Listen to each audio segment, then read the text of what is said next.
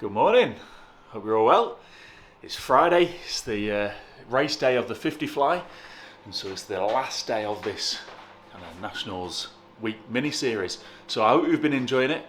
I hope it's giving you a bit more of an insight maybe into the kind of more day to day and kind of a few times a day insight into what I'm thinking, what we're going through, and all that kind of stuff.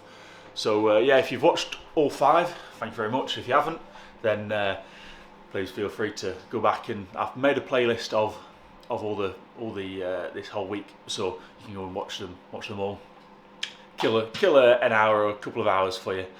But yeah, 50 fly today. Feels weird it being so light on a race day morning, but it is 9 o'clock. Chicken's in the microwave. That's it really. Not a lot to report. I slept really well. Woke up before I needed to. Lay in bed for a bit, and here we go, time to eat and then head over to the pool. So that's it, I'm going to eat, then head over to the pool. See you later. Go, Sammy! Go, Sammy!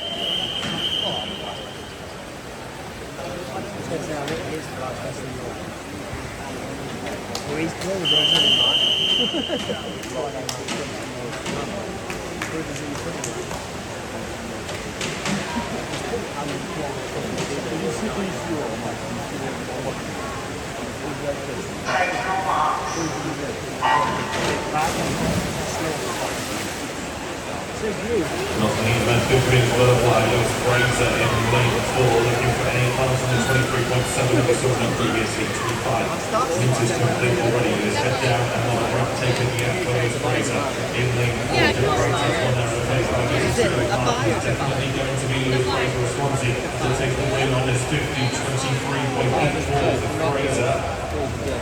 He wins the complicated 50 fly. Okay, that's the 50 fly heat done.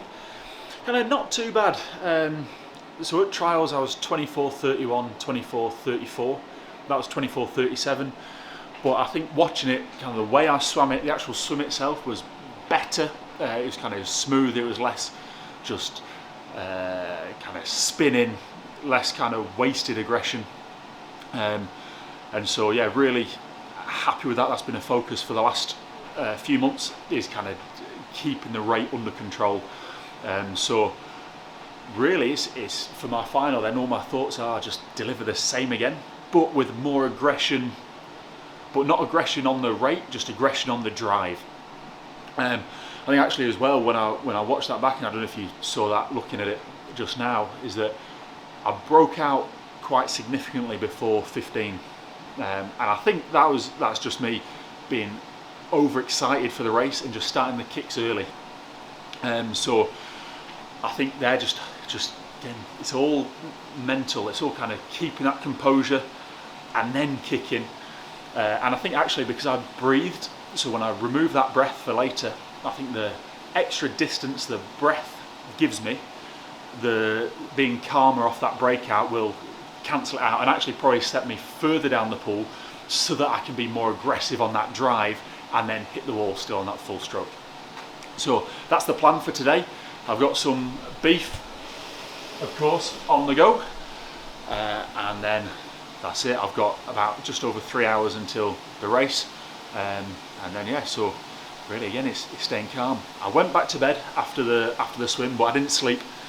I think yeah, again sometimes it's that amount of caffeine in the morning. I wasn't a full caffeine, but still 200 mgs is kind of enough to sometimes to keep me awake. But I don't mind that, just lying down, relaxing, listening to some podcasts. I'm listening to again bodybuilding. Big fan of the lifestyle of bodybuilders. So a guy called Jordan Peters being interviewed by Fouad Abiad. It's like two of the probably more influential people on that lifestyle that I've taken from the bodybuilders into the swimming. That I attribute a lot of the success, especially in that kind of 2021, 2022, where I made big progress. I attribute it a lot to imitating the lifestyle, you know, with the regularity of the meals and the sleep and the hydration and everything, kind of going from doing everything, not doing anything wrong, but doing everything really precisely. But yeah, that'll do for me for now. So we'll go and I'll eat, and then it'll be race time.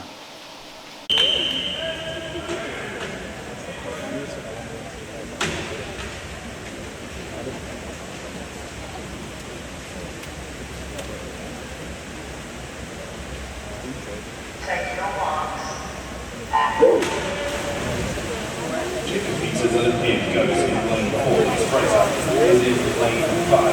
Fraser with 105. And we're into the last 25 metres already. Jacob Peters and our performance sensor seems to be just ahead of Lewis Fraser in lane 5. It looks good for Jacob Peters in lane 4. I can't see anyone catching him here. Peters went track best 22.84. He goes 23.26. New season's best by 1/100th of a second. Lewis Fraser 23.73. Okay, and that's it. The last swim of the season done. It's yeah, really happy with that as a way to end. So my 50 fly has kind of been quite stagnant for a few years. I've never really, I've just struggled kind of with swimming it really, and kind of over swimming. I think I did a really good job of keeping it long, keeping the rate a bit more under control. And yeah, really nice way of ending this season with a PB and with a nice medal, which is yeah, who doesn't love a medal and a PB? It was nice as well because Izzy was able to come and watch it.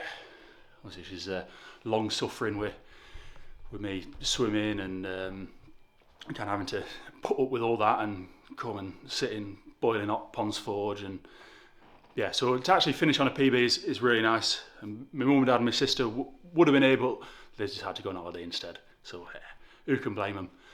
But yeah, that'll do from me for this week. So thank you for watching, not just this one, but the whole rest of the series. I hope you've kind of enjoyed it and kind of enjoyed seeing some of the behind the scenes and the thoughts, and kind of that there's more to it than just the swimming itself. Yeah, I'm probably gonna have, well, I am gonna have a few weeks off. I'll still train a little bit just to keep some feel, keep some strength, all that kind of thing. But nothing too serious, ready to attack it hard in September. So I feel like this meet actually feels like it's going to be a bit of a springboard for kind of corrected April, and it's on the right track. And so by next April for Commonwealth Trials, I'll be in tip-top form. Right, see you later.